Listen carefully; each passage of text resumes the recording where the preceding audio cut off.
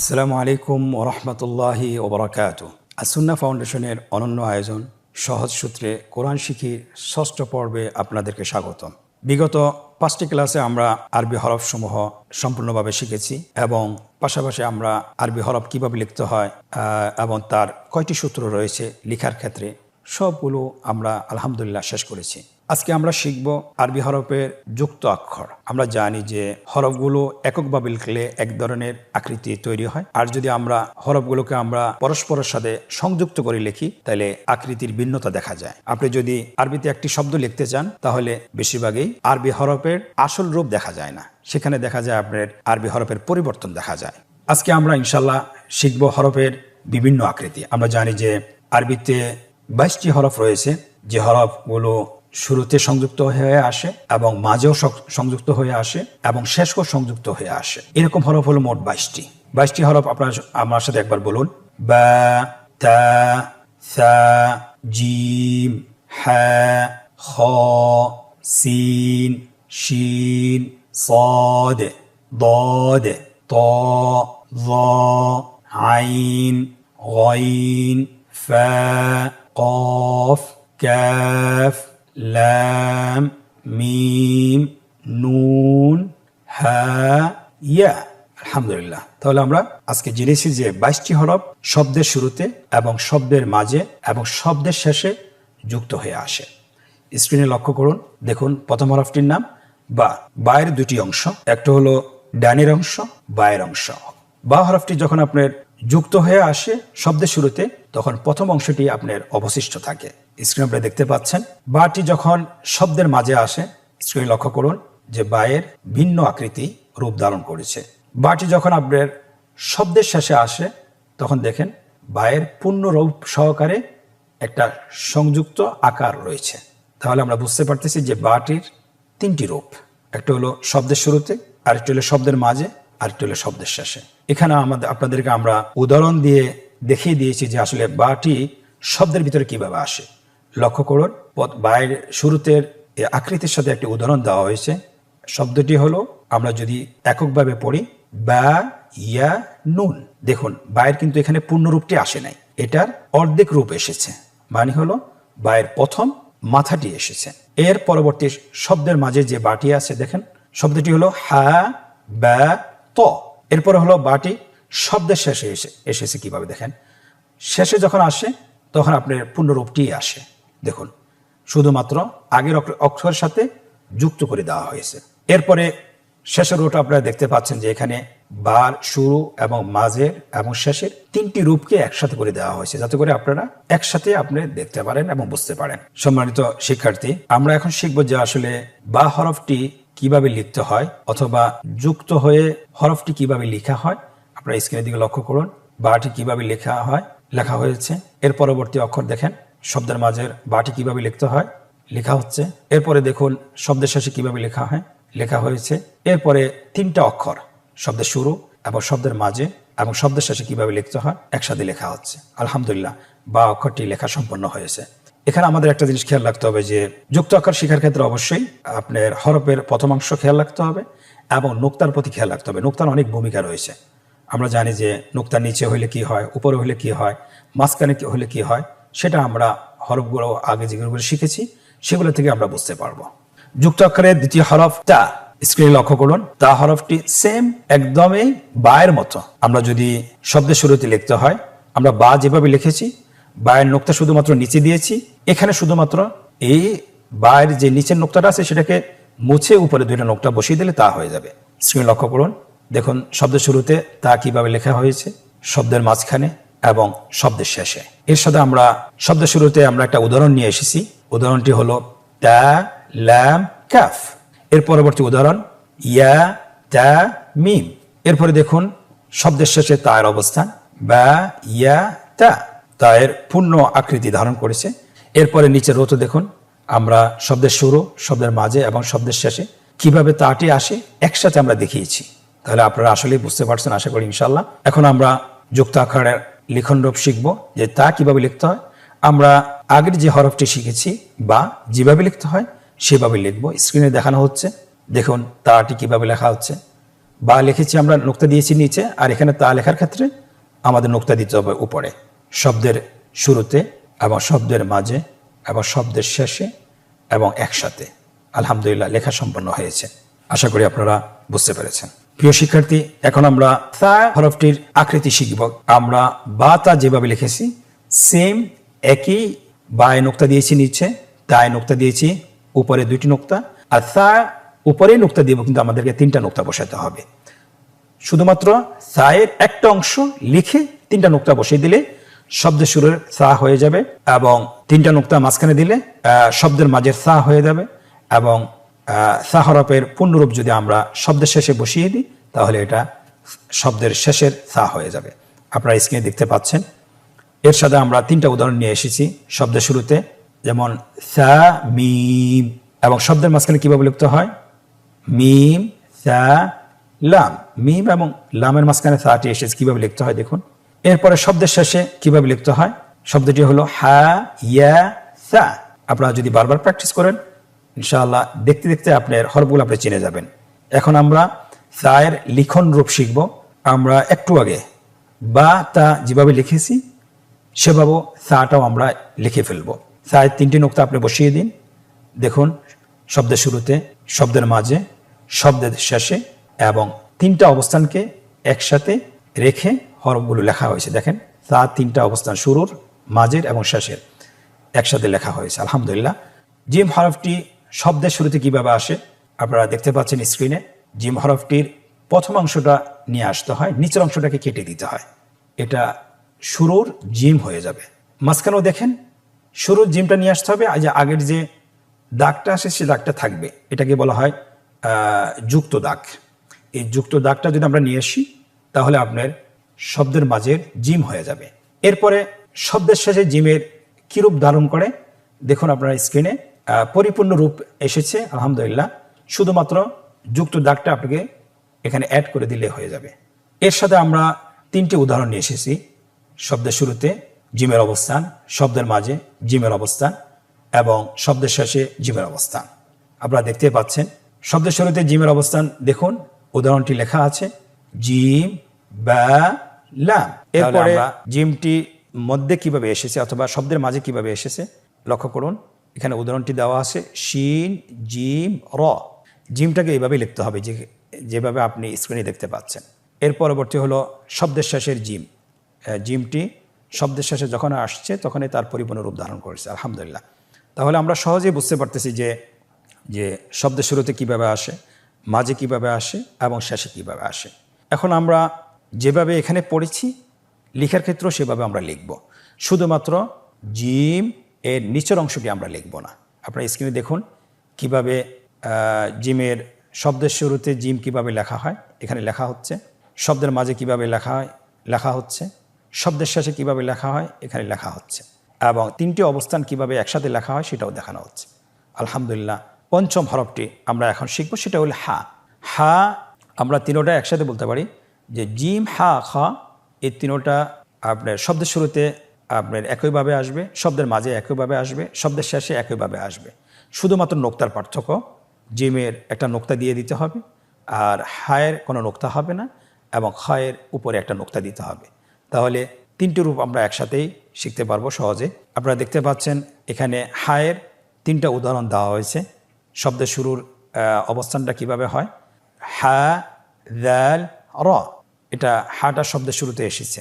দ্বিতীয় উদাহরণ তা হা ত।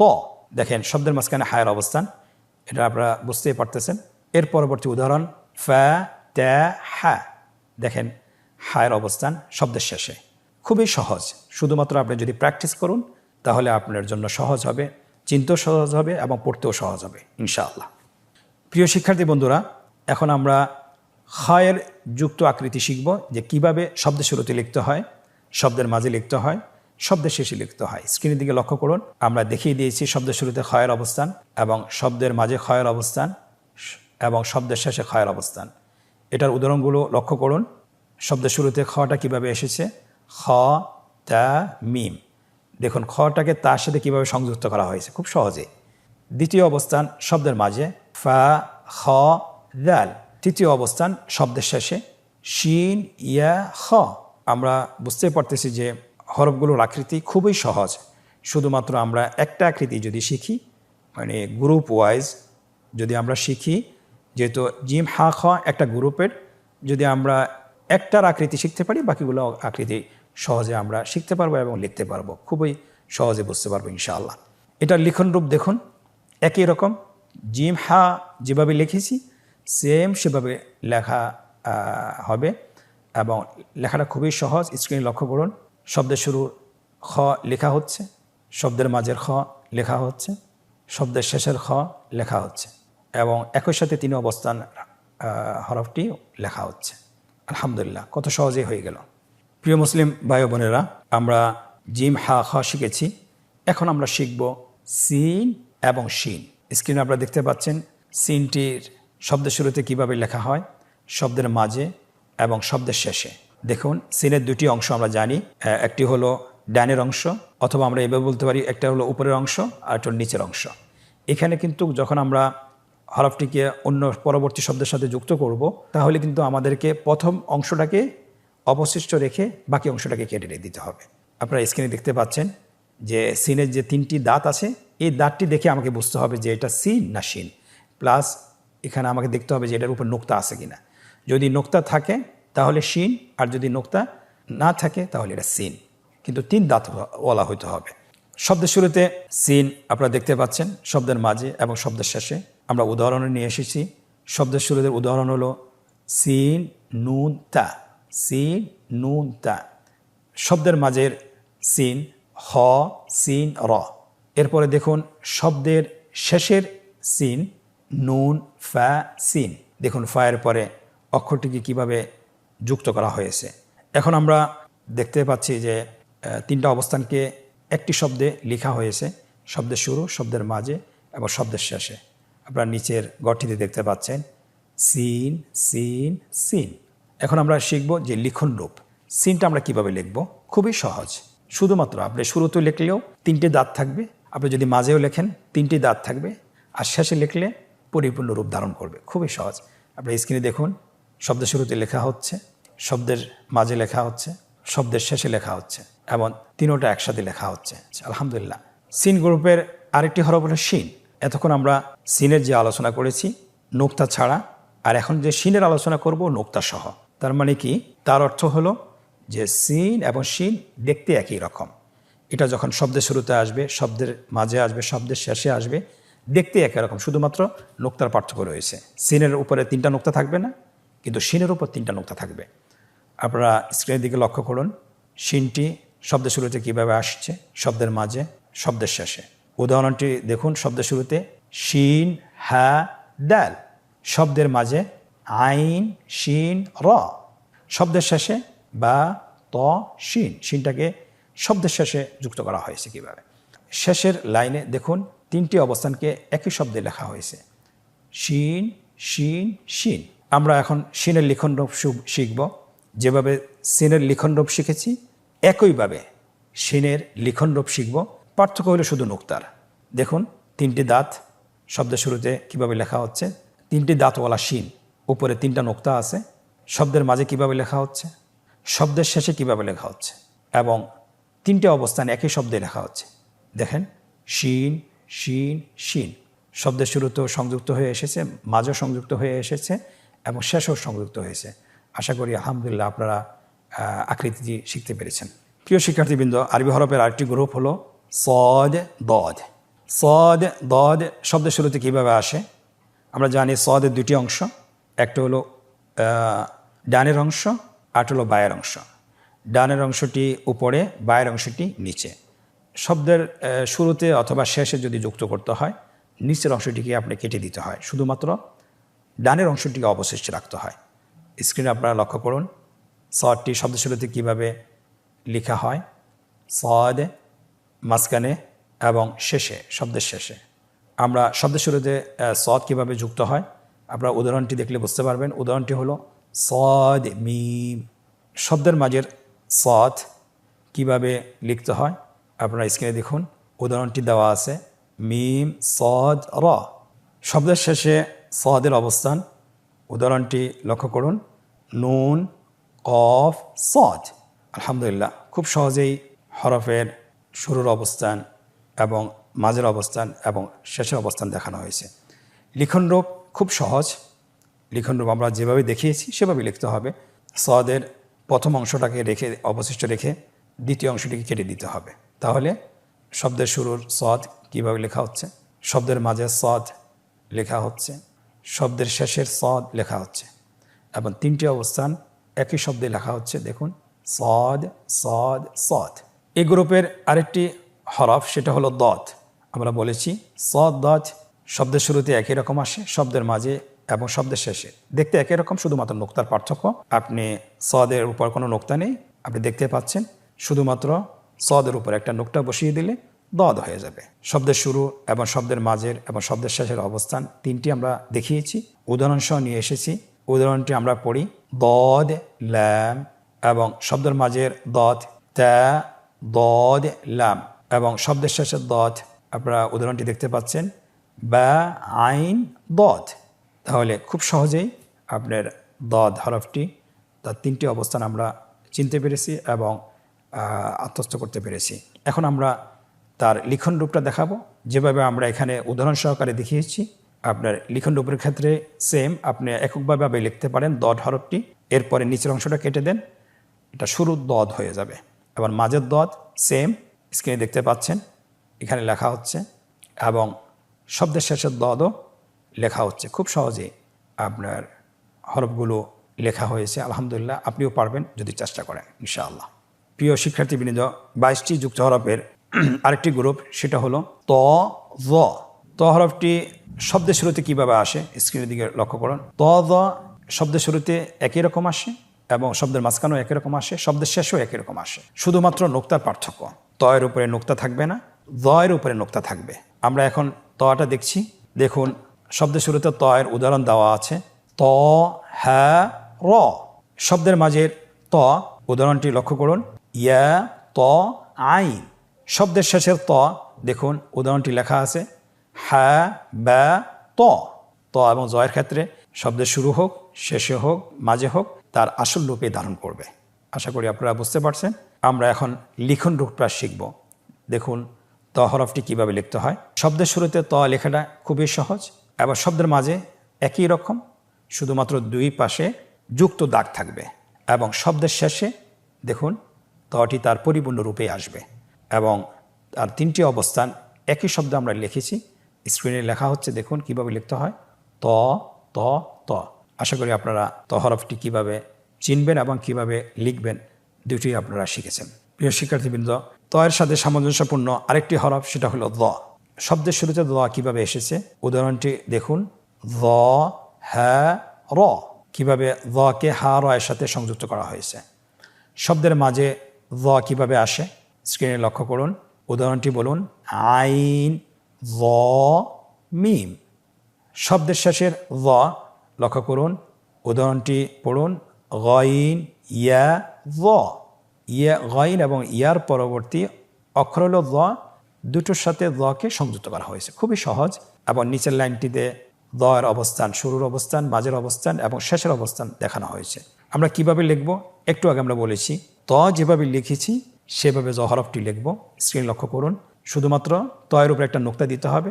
শুরুর অবস্থানের দ লেখা হচ্ছে, শব্দের মাঝের দয়ের অবস্থান লেখা হচ্ছে এবং শব্দের শেষের অবস্থান দ লেখা হচ্ছে এবং তিন অবস্থানকে একই শব্দে লেখা হচ্ছে। দেখুন, দ দ দ। আশা করি আপনারা হরফগুলো বুঝতে পেরেছেন এবং চিনতে পেরেছেন এবং আশা করি যখন আপনি এটা বারবার প্র্যাকটিস করবেন, কোরআন পড়বেন, আপনি সহজে এটা চিনতে পারবেন ইনশাআল্লাহ। সম্মানিত ভাই বোনেরা, 22টি হরফের আরেকটি গ্রুপ হলো আইন এবং গইন। আইন এবং গইন। আইন এবং গইন শব্দের শুরুতে কীভাবে আসে আপনারা স্ক্রিনের দিকে লক্ষ্য করুন। শব্দের মাঝে এবং শব্দের শেষে, শুধুমাত্র নোক্তার পার্থক্য। আপনারা উদাহরণসহ দেখতে পাচ্ছেন। শব্দের শুরুতে আইন কিভাবে লিখতে হয় উদাহরণটি দেখুন, আইন ল্যাম মিম। শব্দের মাঝের আইন বা আইন দাল। শব্দের শেষের আইন তার পূর্ণ আকৃতি এসেছে, বা ইয়া আইন। শেষ লাইনে দেখুন শব্দের তিনটে অবস্থান একসাথে লেখা হয়েছে। আইনটি যুক্ত হয়ে আসেছে প্রত্যেকটি অবস্থানে, শুরুতে, মাঝে এবং শেষে। আইন, আইন, আইন। আইন হরফটি কীভাবে লিখতে হবে? খুবই সহজ। আপনি যদি শব্দের শুরুতে লিখতে হয়, আইনের প্রথম অংশটি অবশিষ্ট রেখে দ্বিতীয় অংশটি কেটে দেন। আইন তার শুরুর অবস্থানটি অবশিষ্ট থাকবে। এবং শব্দের মাঝে লিখতে হয়, আপনারা স্ক্রিনে দেখতে পাচ্ছেন। এবং শব্দের শেষেও আপনার যদি আইনটি আসে, এটারও একটু ভিন্ন রূপ ধারণ করে। আপনারা দেখতে পাচ্ছেন কীভাবে লিখতে হয় আইনটা। স্ক্রিনের দিকে লক্ষ্য করুন, লেখা সম্পন্ন হয়েছে। এবং আইনটি একই সাথে শব্দের শুরুর, মাঝের এবং শেষের কীভাবে লিখতে হয় এটা স্ক্রিনের দিকে লক্ষ্য করুন। আইন, আইন, আইন। আলহামদুলিল্লাহ, সম্পন্ন হয়েছে। এই গ্রুপের আরেকটি হরফ গইন। শব্দের শুরুতে গইনের অবস্থান গইন, ইয়া, র। শব্দের মাঝের অবস্থান বা, গইন, ইয়া। এবং শব্দের শেষের অবস্থান বা, লাম, গইন। এবং তিনটি অবস্থানকে একই শব্দে লেখা হয়েছে, একই শব্দে দেখানো হয়েছে। দেখুন, গইন, গইন, গইন। আমরা এখন লিখন রূপটা শিখব। লিখন রূপটা আমরা বলেছি দেখতে আইনের মতোই। আইন যেভাবে লিখেছি শব্দের শুরুতে, শব্দের মাঝে, শব্দের শেষে, তেমনিভাবে গইনটিও আমরা সেভাবে লিখব। স্ক্রিনে লেখা হচ্ছে শব্দের শুরুতে, শব্দের মাঝে, শব্দের শেষে এবং তিনটি অবস্থান একই শব্দে লেখা হচ্ছে। লেখা সম্পন্ন হয়েছে। আলহামদুলিল্লাহ, আশা করি আপনারা বুঝতে পেরেছেন। সম্মানিত প্রিয় ভাই ও বোনেরা, আমরা এখন একটি আনন্দদায়ক পর্বে প্রবেশ করব। যে এতক্ষণ ধরে আমরা যে পড়াগুলো পড়তেছিলাম, যে পাঠগুলো পড়তেছিলাম, যে শব্দের অবস্থানগুলো শুরুর এবং মাঝের এবং শেষের অবস্থানগুলো যে পড়তেছিলাম, কতটুকু আমরা আত্মস্থ করতে পেরেছি সেটা আমরা এখন নিজেদেরকে যাচাই করব। প্রথম পর্বে বলা হয়েছে আমাদেরকে নিম্নোক্ত হরফগুলো সঠিকভাবে উচ্চারণ করুন। আমরা যেহেতু একক হরফ শিখেছি এবং যুক্ত অক্ষরও শিখেছি, এই জন্যে আমরা এখন কতটুকু আসলে আত্মস্থ করতে পেরেছি, কতটুকু হরফগুলো আমরা দেখে চিনতে পারবো, সেটা এখন আমরা নিজেদেরকে যাচাই করতে পারবো। আপনারা এখানে দেখুন, স্ক্রিনের দিকে লক্ষ্য করুন এবং বলুন তে, জে, খ, বে। পরবর্তী শব্দ তে, বে, তে। দেখুন, আমরা নোক্তা দেখে কিন্তু চিনিয়ে ফেলতেছি। পরবর্তী শব্দ শিন, জিম, র, র, বে, হ্যা, তে, হ্যা, তে, জিম, র, বে, আইন, হ্যা, صاد, ضاد, عين, غين, ظا, سين, عين, فاء, نون, ثاء, باء, تاء, سين, باء, حاء, طاء, باء, خاء। আশা করছি আপনারা হরফগুলো বলতে পেরেছেন সঠিকভাবে। আপনার আশেপাশে যে সকল বন্ধুবান্ধব আছে, আপনারা তাদের সাথে তাকরার করতে পারেন, একে অপরকে জিজ্ঞাসা করতে পারেন। যদি সকলে পারে তাহলে বুঝতে পারবেন আপনিও পেরেছেন ইনশাআল্লাহ, আশা করি। এই অনুশীলনের দ্বিতীয় পর্ব, হরফের সাথে রেখা টেনে যুক্ত আকৃতির হরফের মিল করুন। আমরা জানি প্রত্যেকটি হরফের যুক্ত আকৃতি রয়েছে। সো ডান পাশে, ডান কলামে একক হরফগুলো লেখা হয়েছে এবং বাম কলামে যুক্ত আকৃতির হরফগুলো লেখা হয়েছে। শুধুমাত্র আপনাকে যেটা করতে হবে, হরফের সাথে যুক্ত আকৃতির হরফের মিল করতে হবে। প্রথম হরফটি হলো বা। আপনি দেখুন বায়ের যুক্ত আকৃতি হরফ কোন জায়গায় আছে, বায়ের সাথে তার সাথে রেখা টেনে মিল করুন। স্ক্রিনে লক্ষ্য করুন, রেখা টেনে মিল করা হচ্ছে।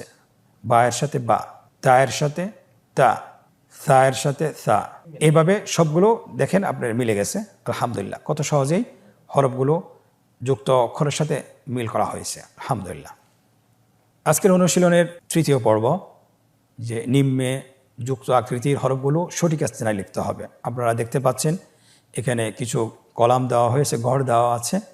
উপরে একটা রোতে যুক্ত আকৃতির হরফগুলো লেখা হয়েছে আর তিনটে অবস্থান দেওয়া হয়েছে, শুরুর এবং মাঝের এবং শেষের।